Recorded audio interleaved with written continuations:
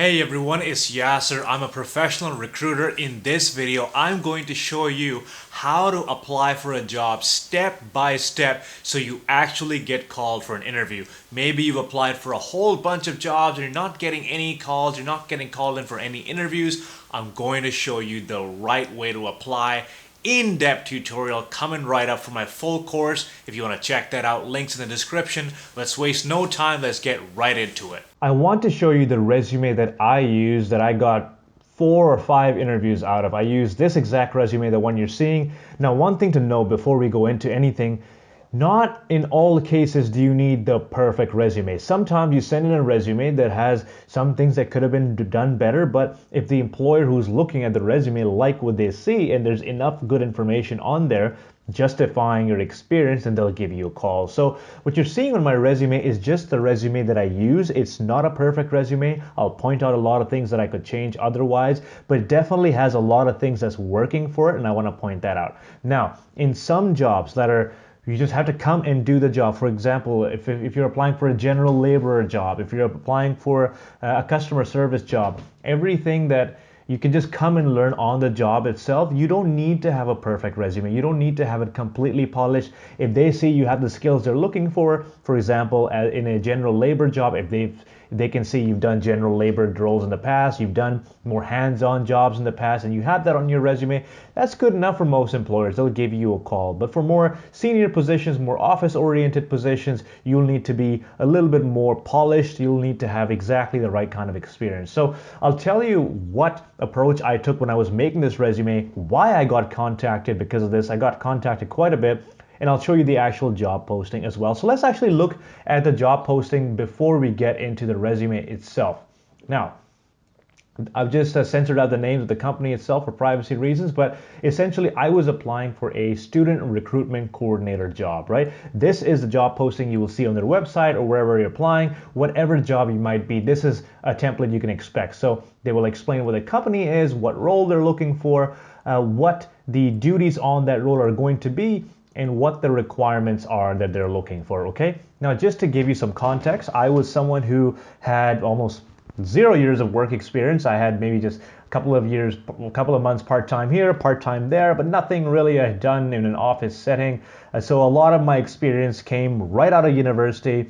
From university, that's basically where I did everything. So when you're looking through these requirements, a lot of this might be intimidating. Like, oh, I don't have this much year of, like this here says minimum of 2 years of related experience. I didn't have that at the time. So I was like, how do I justify that? And I'm going to explain that to you how I did it. But let's have a look at the job description first, just so you understand what kind of role it was, right? So ABC Company is seeking an engaging individual with strong interpersonal skills to join future students' office as a student recruitment coordinator, okay? This is what they're looking for. Now, look at the very first line, strong interpersonal skills. They pointed it out right up front. So let's just bolden that up because you know that's what they're looking for, right? Now let's read some of the actual duties.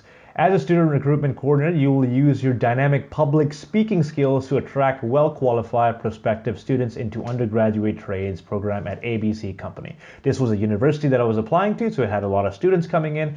Now again, use your dynamic public speaking skills. You know public speaking is a big part because they've mentioned it, and it goes well with the strong interpersonal skills again. So really, they're looking for someone who can communicate really well. That's an important part of the job. And then to attract well-qualified prospective students. So they're looking for someone who can not only speak well, but has some sort of experience speaking with students, speaking with undergraduate students, because that's what the job is going to entail. So let's look at the specifics, okay? Your experience and knowledge of post-secondary education will provide advising prospective students on admission requirements. So essentially, you're going to be giving admission advice to people.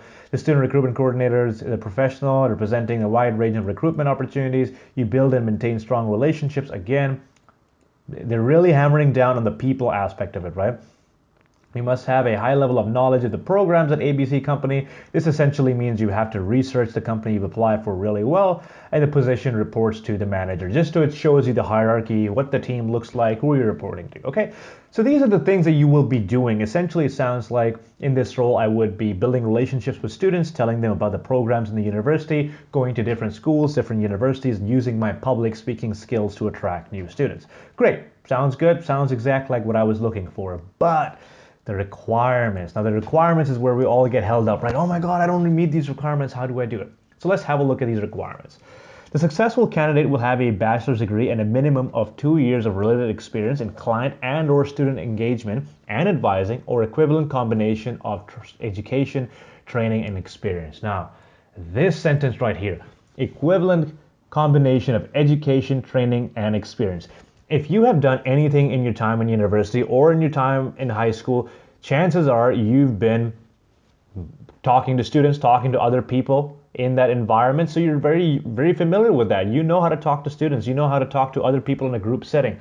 So just because it says minimum 2 years of related experience in client and student engagement doesn't mean it has to be in a working setting, doesn't mean that you were in a job where you were doing that. Just because it says 2 years of experience doesn't entitle just work experience. It can be experience anywhere. Now, a lot of the job postings that you'll see will not have this segment here. They might not say equivalent combination. They might just say looking for 2 years of experience or a combined experience of 2 years. So it doesn't just mean your work experience. It means all of the experience that you have. Keep that in mind because that's absolutely crucial, okay?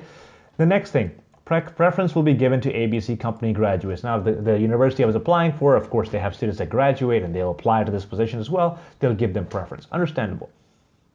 Now, candidates should demonstrate experience building effective business relationships with internal and external stakeholders. Again, they're really building up on that interpersonal relationships, how you're able to communicate with people. And right here, exceptional written and oral skills.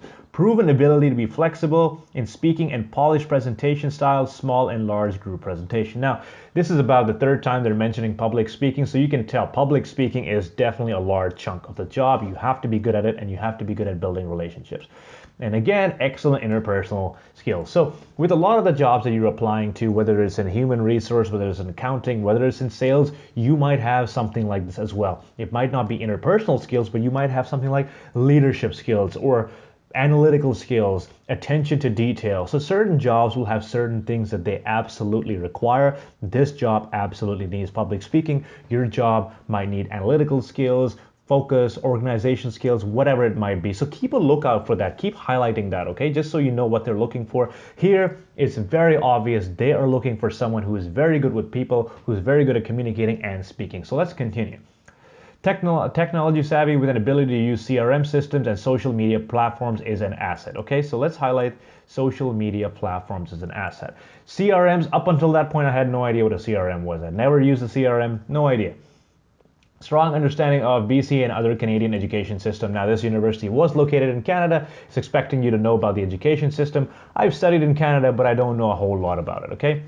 And then the last thing is you must be able to exercise a high level of initiation and responsibility, work independently. A lot of places want this. They want someone who can just work on their own. You don't have to constantly supervise this and all of that. Okay, so preference will be given to candidates with experience in sales, customer service, or student recruitment, okay? Now we've gotten a pretty good idea, pretty good image of what this company is looking for. If you read this job description again, you know exactly the kind of candidate they want. Now, let's read all the bold words, okay? They're looking for someone with strong interpersonal skills, with dynamic public speaking skills, who's worked with qualified prospective students or just worked with students before, and has some sort of experience working with clients. They've also got experience building relationships. They've got excellent oral and written communication skills, and they've done a lot of public speaking, interpersonal skills, and experience interacting with people of all various ages, backgrounds, and cultures, okay? So essentially, it's painting a very good picture for us. We want someone who can talk to people, talk to everyone in every setting, okay? That's what we're looking for. Now, my job is, when I'm applying to this job, how do I make it super easy for them to look at my resume and immediately within the first to 5 to 7 seconds determine that I am a good fit? So my job is to understand these requirements, the minimum of 2 years public speaking, and really hammer down on those requirements in my resume. Okay, so we'll do a side-by-side comparison. I'll open this up here and I'll open my resume on the side. Now, this is a student recruitment coordinator job. So what I have done is right at the top of my resume, I've had career objective to obtain the position of international recruiter or blah, blah, blah at XYZ. Okay, now I do not condone having a career objective. You know why? Because that's the job I'm applying to. I don't need to tell them that I'm applying to this job. It's implied. The fact that they're seeing my resume is implied. So I would actually, if I had to redo this, I would actually take this entire thing right out and just start my resume straight with summary of qualifications, or you could replace this with key competencies or summary, or you can write summary of or career summary, anything like that. Okay, so essentially it doesn't matter which term you use, but your resume is going to start with the real things that the employer is going to be looking for in terms of their job. Okay, so it is a recruitment job. I do happen to have some recruitment experience only because I was working with the recruitment department at my university. I didn't have a job. I wasn't doing anything that was paid for. I was just working with them. And this is why extracurriculars are so important when you are a student, because even though you don't have work experience, you have work experience working in those areas. So the first thing I did was I wrote recruitment experience, because they mentioned right here, we're looking for someone who has customer service experience in sales or student recruitment experience. So I mentioned the very first line of my resume.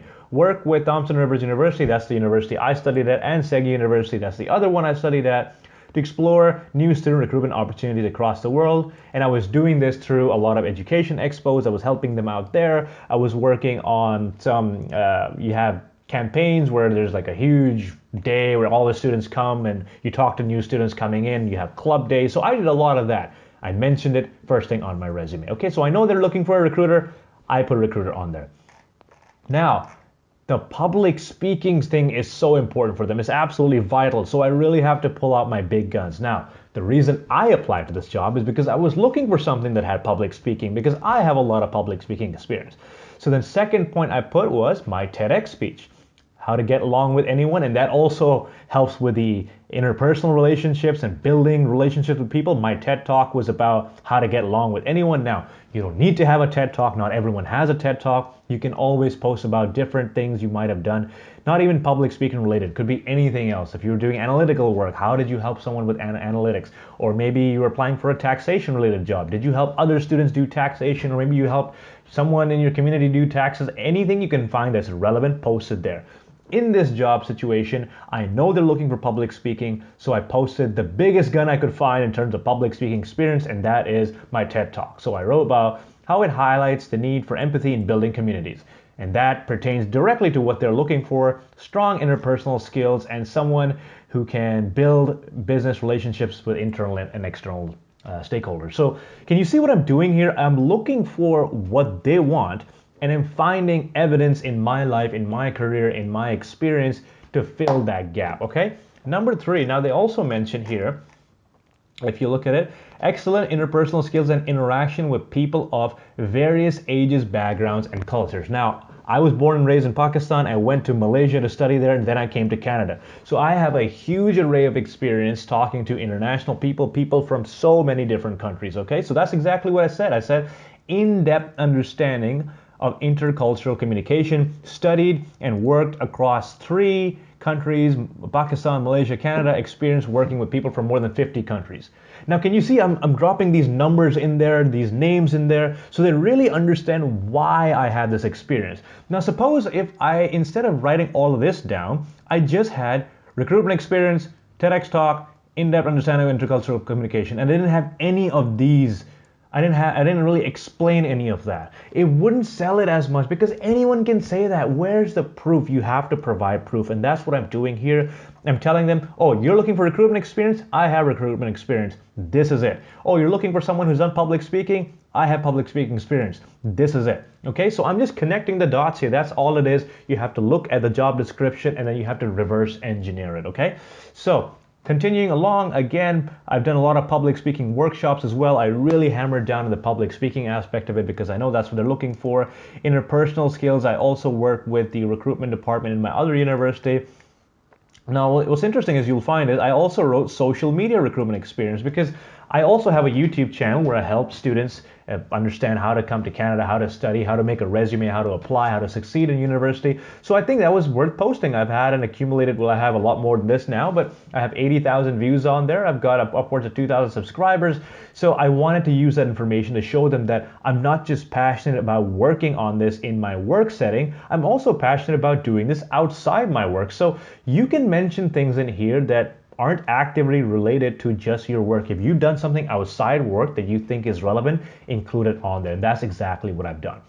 Okay, next thing that we're looking for was experience in sales. I also have experience in sales. How do I have experience in sales? I did a part-time job during my time in university where I was selling door-to-door alarm systems. So here I mentioned sales and negotiation experience negotiating with potential clients, sold $36,000 worth of 5-year home contracts dealing door-to-door sales. Now look at how I told them what my result was. I sold 36,000 and how I did it through selling home contracts dealing with clients. Now I'm giving them specific numbers, I'm giving them actual quantifiable evidence of what I've done, right? And then management and mentorship experience as well. I've done a lot of training and events in universities, and this shows that I can talk to students, I can talk to the people they want me to talk to in this role, and that I'm fitting what they're looking for. Now, this is essentially what I've done. I've taken all of the things here are the things that they're looking for. They're looking for 5-6 things, right? And what I have done is literally copy paste every one of those things here.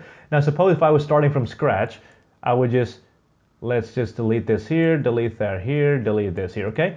Suppose this is what you're working with, okay? You would just copy paste all of what they're looking for one by one, and you would find evidence to support that, and then you would just add that in like that and like that, okay? So again, reverse engineer.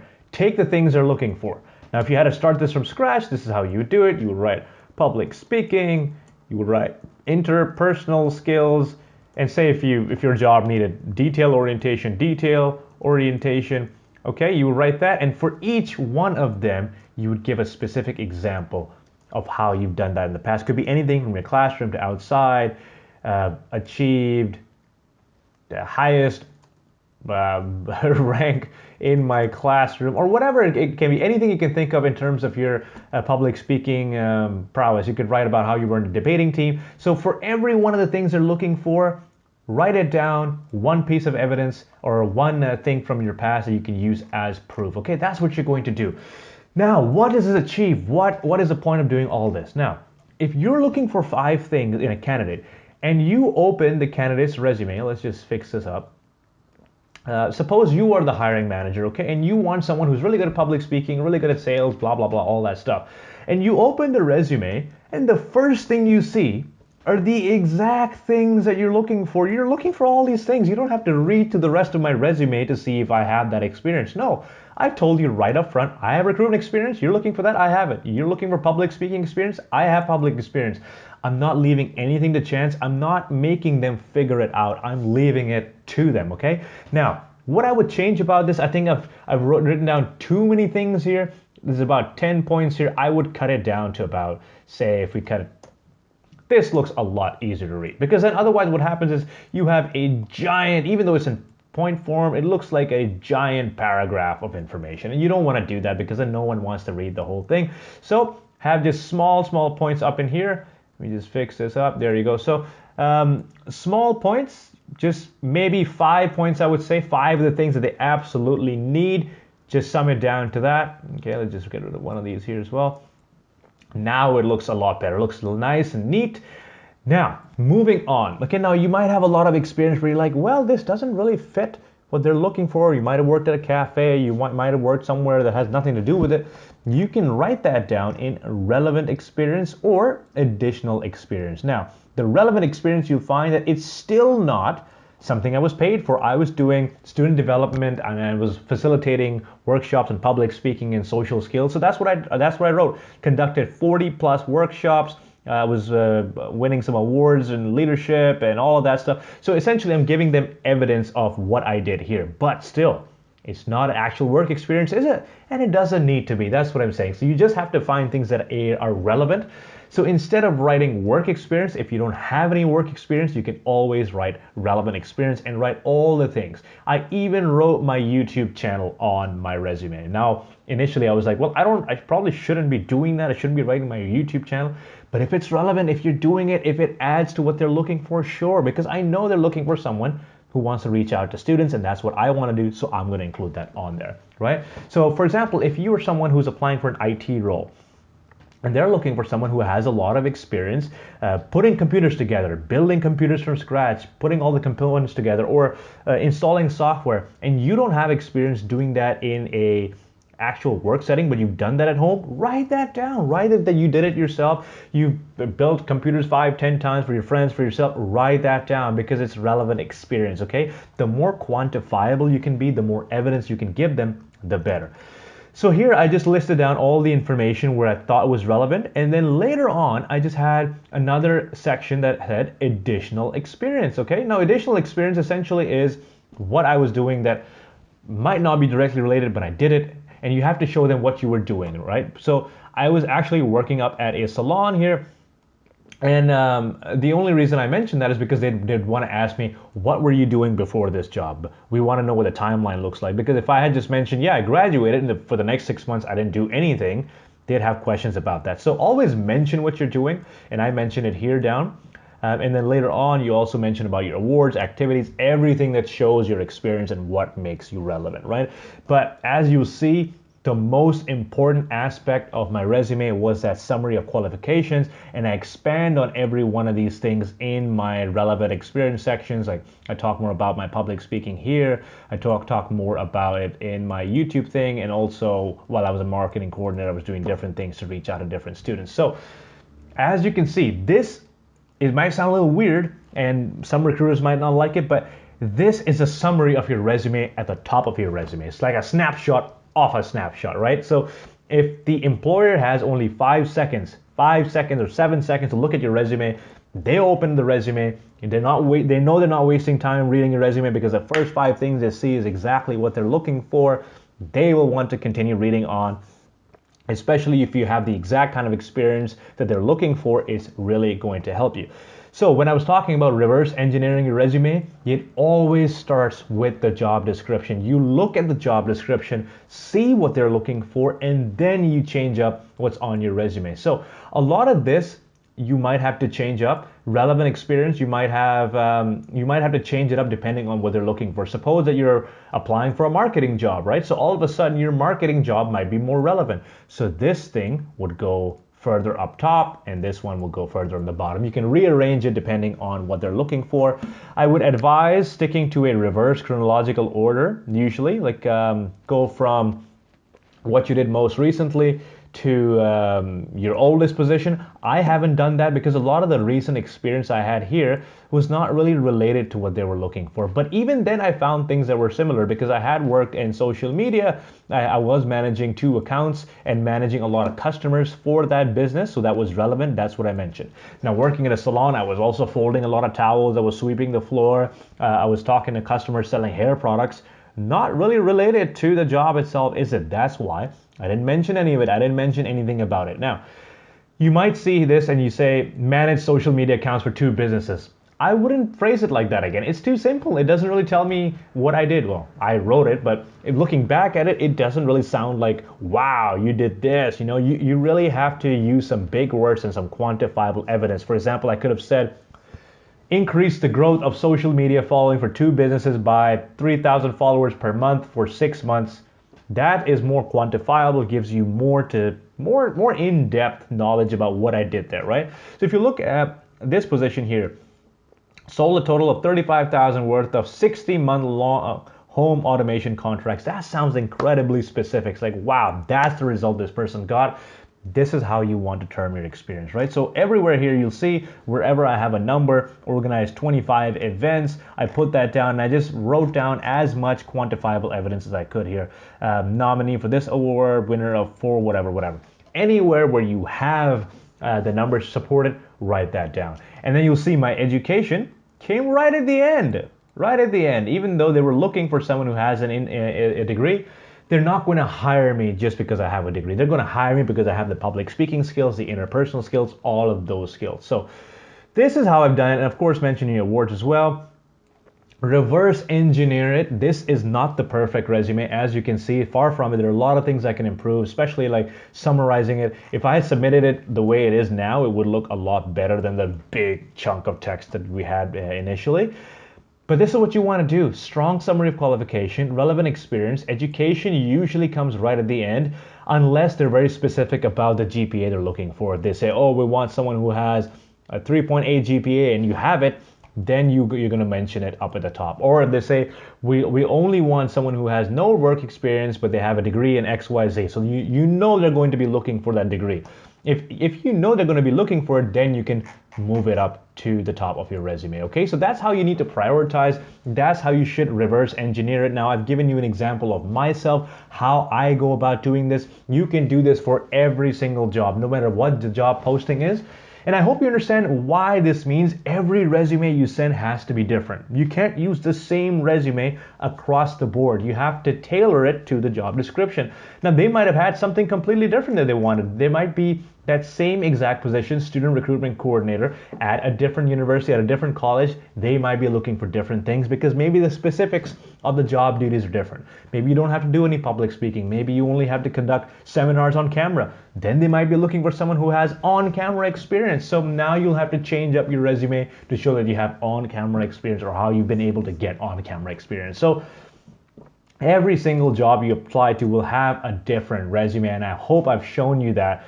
Every single job you apply to, tailor your resume specifically, individually for that, reverse engineer it, and make sure right at the top of your resume you have the 5 to 6 things that they're absolutely looking for, and give them proof. Because the moment they open your resume, they see the 5 to 7 things they're looking for, and they know you have evidence to support it, they'll have no reason not to call you. That is how you build a resume according to a job description. I hope you found that tutorial valuable. It really shows you step by step is how you should approach any online job posting, and just doing this will completely change the results you get. If you want some 10 quick tips to really polish up your resume, because your resume is really what you'll be selling to the employer reading it, click the link in the description. I'll give you a free PDF which gives you some basic pointers at what to include on your resume. If you'd like to check out the full course with a step-by-step tutorial of how to design your resume, the link to that is in the description as well. If you enjoyed this, make sure to subscribe to the channel. I will see you in the next one. Take care.